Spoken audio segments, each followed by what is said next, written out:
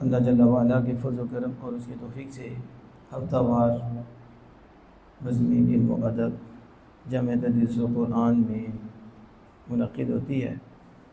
مالک اس کا نور ہمیں نصیب فرمائے، ہمیں اپنی رضا کے لیے پڑھنے پڑھانے کی توفیق عطا فرمائے، خلوص کے ساتھ ہر عمل کرنے کی توفیق عطا فرمائے، درسی طلباء کو بھی خوب محنت کرنے کی توفیق عطا فرمائے، احکام شریعہ کے حوالے سے قدوری شریف سے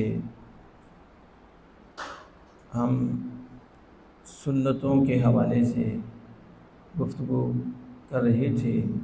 اللہ جل وعلا ہمیں اس پہ بھی عمل پیرا ہونے کی توفیق عطا فرمائے، وضو کی سنتیں ان کا لحاظ کرنے کی توفیق عطا فرمائے اور کامل وضو کرنے کی توفیق عطا فرمائے۔ جب کامل وضو نہیں ہوتا تو اس کا اثر نماز میں بھی پڑتا ہے، کامل وضو نہیں ہوتا، پھر بندے کو مشابہ بھی لگتا ہے، خیالات بھی اس کے بدلتے ہیں۔ تو ظاہر ہے جب کامل ہوگا تو نور زیادہ نصیب ہوگا، ثواب اس کو زیادہ ملے گا، حدیث پاک اس پہ شاہد ہے۔ تو بعض بچے ایسے ہوتے ہیں کہ بتانے کے باوجود بھی وہ وہیں کے وہیں ہوتی ہیں۔ اس کا مطلب ہے کہ یا انہوں نے سمجھا نہیں یا سمجھا ہے لیکن غفلت کی وجہ سے پھر پرانے طریقے سے ہی وضو کر رہے ہیں، صرف چھوٹے نہیں بڑے بھی۔ تو غفلت میں نہیں، حاضر ہو کر آپ نے سنت کے مطابق وضو کرنا ہے۔ صاحب قدوری اب فرماتے ہیں وَيَسْتَحِبُّ لِلْمُتَوَضِّئِ أَن يَنْوِيَ الطَّهَارَةَ، وضو کرنے والے کے لیے مستحب ہے کہ وہ وضو کی نیت کرے، طہارت کی نیت کرے، پاکی حاصل کرنے کی نیت کرے، حدث کو دور کرنے کے لیے نیت کرے، یا اللہ کا قرب حاصل کرنے کی نیت کرے۔ بہرحال وضو کی نیت کرنا یہ صاحب قدوری کے نزدیک مستحب ہے اور صاحب ہدایہ کے نزدیک سنت ہے۔ یہ نیت کیا ہے؟ نیت لغت میں دل کے ارادے کو کہتے ہیں۔ کس کو کہتے ہیں؟ لغت میں دل کے ارادے کو۔ عزم القلب، دل کا عزم کرنا، علی الشیء، کسی شے پر، یعنی کسی شے پر دل کا ارادہ ہے اور پختہ ارادہ ہے۔ آپ کا بھی یہ سننے کا پختہ ارادہ ہے کہ آپ مجبوراً بیٹھے ہوئے ہو؟ بعد مجبوراً بیٹھتے ہیں کیا؟ پیچھے میں ایک جگہ تھا تو انہوں نے کیا کیا، وہ کسی کے پیسے شاید آگے بھیجے تو پیسوں کی کٹوتی ہو گئی۔ اب وہ پریشان ہو گیا کہ ادھر سے تو میں نے وہ پیسے نہیں لینے لیکن میری تو کٹوتی ہو گئی۔ انہوں نے کہا کہ تم ادھر سے لے لو، اس نے کہا نہیں میں نے ان سے نہیں لینے ہیں۔ تو پھر ثواب ہے، میں نے کہا مجبوراً ثواب لے رہے ہیں۔ کیا لے رہے ہیں؟ چاہتا نہیں تھا کہ میں پیسے لگاؤں، نہ چاہتے ہوئے بھی لگ کے، اب وہ اس سے لینا نہیں چاہتا تو بھی کہتا چلو ثواب مل جائے۔ تو مجبوراً ثواب ملے گا یا اللہ کی رضا پہ ثواب ملے گا؟ آپ میں جو مجبوراً بیٹھے ہیں انہیں کیا ملے گا؟ تو جو مجبوراً بیٹھتا ہے نا اس کی حرکات سے پتہ چل جاتا ہے، وہ کبھی ادھر دیکھے گا کبھی ادھر دیکھے گا، کبھی اسے خارش شروع ہو جائے گی بغل کے اندر، کبھی کہیں خارش شروع ہو جائے گی، کیونکہ وہ مجبوراً بیٹھا ہوا ہے۔ کس کے لیے؟ مجبوراً۔ دعا کیا کرو اللہ پاک کی بارگاہ میں کہ مالک ہم تجھ سے اتنا دور ہیں کہ تیری طرف سے جو پیغام ہے اس کے سننے پہ ہمیں تکلیف ہو رہی ہے اور نیٹ دینے پہ کوئی مسئلہ ہی نہیں، وہ موبائل دیکھ رہے مسئلہ کوئی نہیں، ہمیں وہ نور عطا فرما کہ نیٹ سے جان چھوٹ جائے اور ان موبائل کی گندی چیزوں سے جان چھوٹ جائے، ہمارا تعلق تو سے مضبوط ہو جائے۔ سمجھ آ رہی ہے؟ تو نیت کرنی ہے، کیا کرنی ہے؟ تو نیت کس کو کہتے ہیں؟ دل کے پختہ ارادے کو۔ ایک جگہ میں جنازہ پڑھانے گیا، گاؤں تھا، تو میں نے انہیں کہا کہ نیت یہ الفاظ کا نام نہیں ہے، 4 تکبیر، نماز جنازہ، فرض کفایہ، عبادت کس کی؟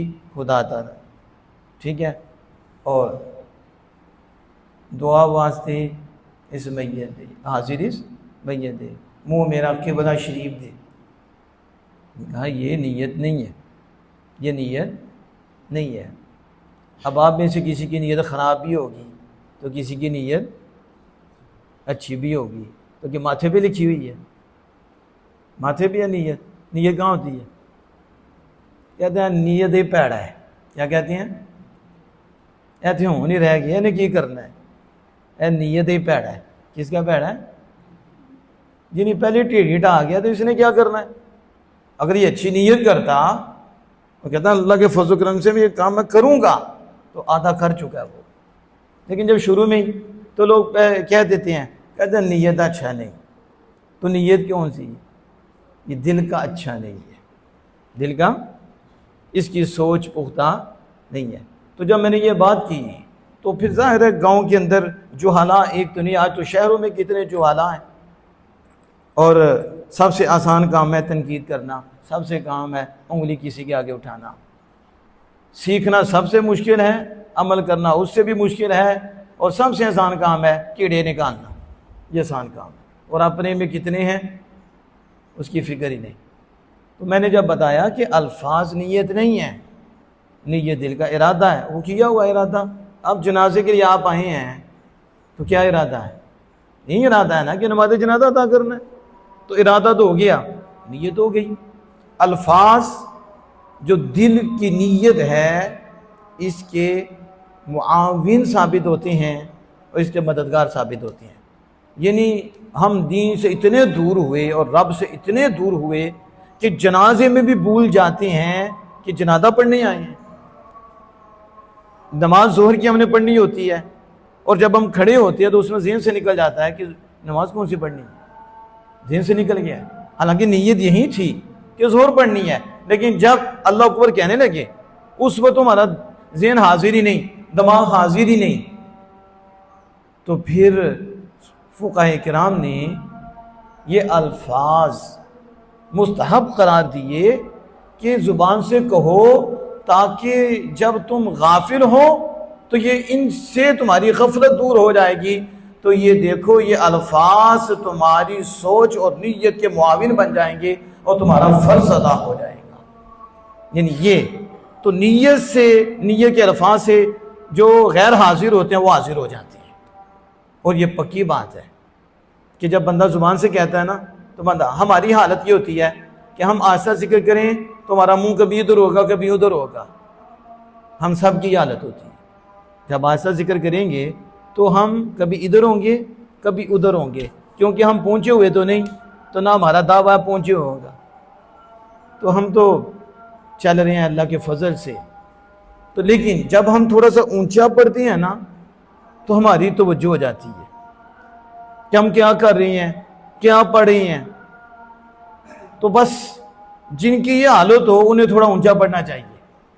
اسی طرح الفاظ جب ہم بولتے ہیں نا تو پھر ہماری توجہ جو ہے وہ نماز کی طرف ہو جاتی ہے، ہماری توجہ خالق کائنات جل وعلا کی طرف ہو جاتی ہے۔ اس لیے یہ الفاظ نیت نہیں۔ تو میں نے نیت تو دل کے ارادے کا نام ہے، الفاظ کہاں سے آگے ہیں؟ الفاظ مستحب ہیں، یہ معاون اور مددگار ثابت ہوتے ہیں، اور جب بندے کے ذہن سے وہ مفہوم نکلا ہو تو الفاظ سے پھر مفہوم یاد آ جاتا ہے۔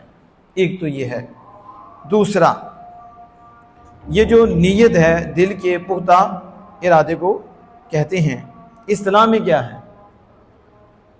اب شرع شریف میں نیت کسے کہتے ہیں؟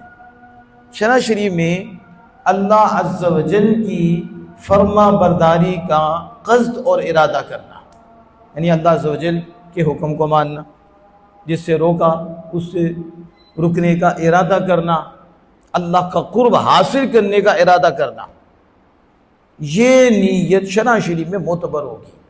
اب آپ بیٹھے ہیں تو اس لیے کہ اللہ راضی ہو جائے، اللہ کا قرب مل جائے، جو ہم پہ اللہ پاک نے چیزیں لازم کی ہیں ہمیں ان کا علم حاصل ہو جائے، ہم اس کی فرما برداری کریں۔ علم حاصل کرنا بھی اس کا حکم ہے، پھر اس پہ عمل کرنا بھی یہ بھی اس کا حکم ہے۔ اب آپ نے یہ اچھی نیت کی ہے، اسی اچھی نیت پر اللہ جل وعلا آپ کو اجر اور ثواب عطا فرمائے گا۔ نیت کی کیفیت کیا ہے؟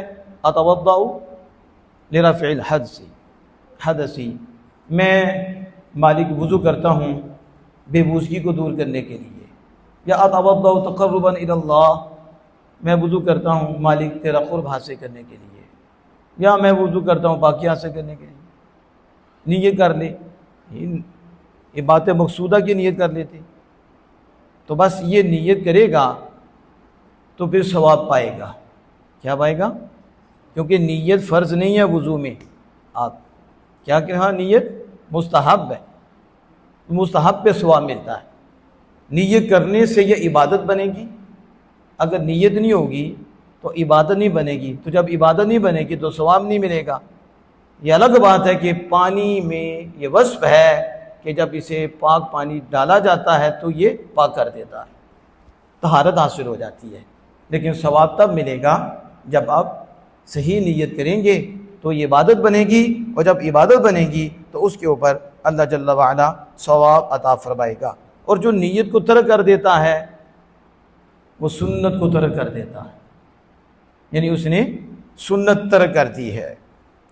اور یہاں تک وہ کہتے ہیں کہ یہ جو نیت ہے یہ کس کا فعل ہے؟ دل کا فعل ہے، اس کا محل دل ہے، ارادہ دل کا۔ محل النیت القلب، نیت کا محل دل ہے، ولیکن ان نوا باللسانی، اگر زبان سے نیت کرے فمستحسن عند المشائخ، تو مشائخ کرام کے نزدیک یہ مستحسن ہے، یہ اچھا ہے کہ زبان سے کہے، لاجتماع القلب واللسان، تاکہ اس کا دل بھی اور اس کی زبان بھی یہ دونوں اکٹھے ہو جائیں۔ دل میں ارادہ ہو، زبان پہ الفاظ ہوں تو دونوں اکٹھے ہو گئے۔ تو یہ مستحسن ہے کہ جو دل میں ہو وہی زبان پہ آ جائے۔ سمجھ آ رہی ہے؟ یہ نہیں ہے کہ جو دل میں ہو وہ زبان پہ آ جائے، جو دل میں ہو وہ زبان پہ، ہر دل کی بات زبان پہ نہیں لاتے۔ یہ اچھی نیت کی بات ہو رہی ہے کہ جو دل میں ہے اس کے الفاظ جو ہیں وہ زبان پہ آ جائیں، تاکہ دل اور زبان اکٹھی ہو جائے۔ اس کے آگے فرمایا وَاسْتَوْعِبَ رَأْسَهُ بِالْمَسْحِ، اور اپنے سر کو مسح کے ساتھ ڈانپ لے، اپنے سر کو مسح کے ساتھ ڈانپ لے۔ یہ کیا ہے؟ مستحب ہے لیکن سنت ہے۔ فقہاء کرام ہے نا، تو مستحب کا قول بھی ہے، سنت کا قول بھی ہے۔ سنت مبارکہ کہ کیا کرنا ہے؟ اپنے سر کو مسح سے ڈانپنا ہے۔ جب وہ ڈانپنے کو ترک کر دے اور بار بار اس کو ترک کرے، ویسے ایک ایسے لگایا فرض ادا کر دیا لیکن سر نہیں ڈانپتا اور بار بار ایسا کرتا ہے، تو کہتے ہیں ایسا کرنے والا بغیر عذر کیے وہ گناہگار ہوگا، وہ گناہگار ہوگا۔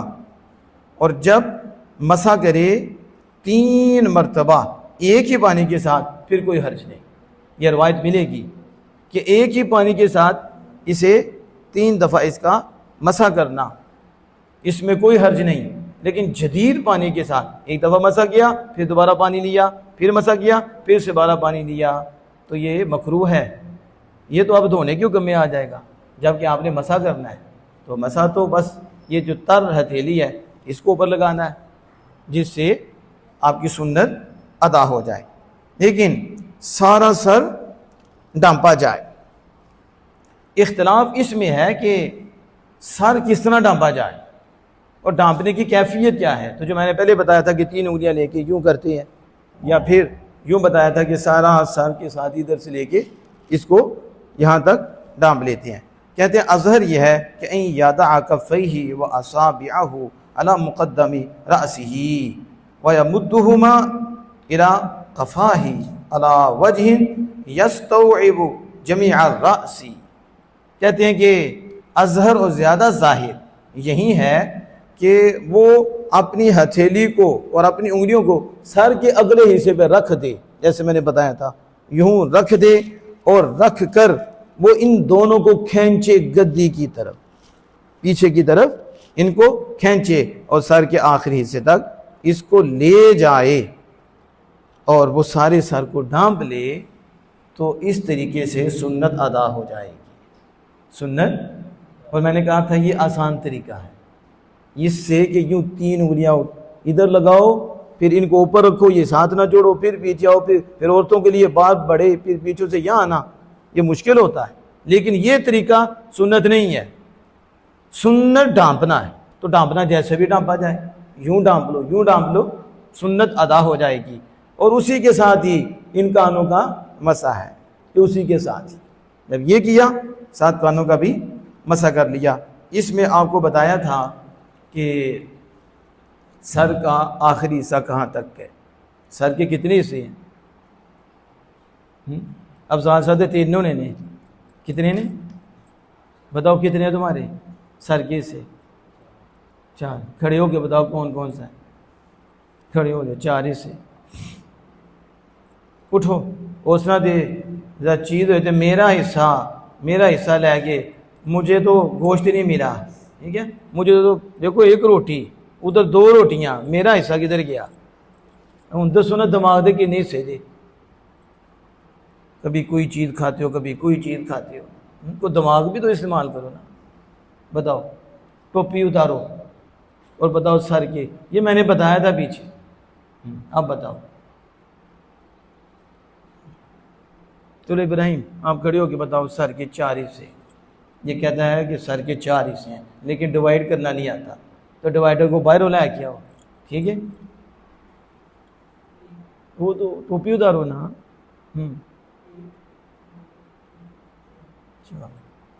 اور دسو کنے جی 4 بھی نہیں کرنے ہوں دونوں ٹوٹے؟ بتاؤ، وہ نہیں اتھے ہو میں تھوڑے 4 ٹوٹے کر کے دسنا ہی توڑ دے، اسی کیتے تو جی تجھے اگلے جان ٹوٹ جانا، حکمی طور سے کرنے ہیں۔ اگے آؤ، ادھر آؤ۔ ایک ٹوٹے ہوتے ہیں حصی طور پر، نیچے بیٹھو، ایک ہوتے ہیں حکمی طور پر۔ حصی طور پہ ہے کہ تھوڑا بازو لا کے ادھر کر دیتا ہے، دوسرا سارے دیکھیں گے ٹنڈا ہو گیا ہے، ٹھیک ہے۔ حکمی کیا ہے؟ آپ غلام ہو، آپ کا یہ حصہ بیچ دیا ہے، تو حکمی طور پر آپ کے حصے کر دیے، نیچے والا حصہ نہیں، اوپر والا حصہ بیچ دیا آپ کا۔ حقیقتاً تو نہیں نا، لیکن حکمن تو یہ ہو گیا ہے۔ اب یہ دماغ ہے آپ کا، ہے تو دماغ کے 4 حصے نہیں ہو سکتے، 1 2 3 4، کتنے ہوئے؟ تو اینڈ کدھر ہوا؟ یہ اور بات سے دماغ لڑان دے تو کیوں نہیں لڑان دے؟ کتنے ہوئے؟ 4 حصے۔ تو اب یہ دیکھو، یہ بتایا تھا یہ کتنا ہوتا ہے، ادھر رکھا تو فرض ادا ہو گیا، تو پورا ڈھانپ لیا تو کیا ہوئی؟ سنت ادا ہو گئی۔ بس اتنی بات تھی، سمجھ آ گئی؟ چلو اللہ جل وعلا امر کی توفیق عطا فرمائے۔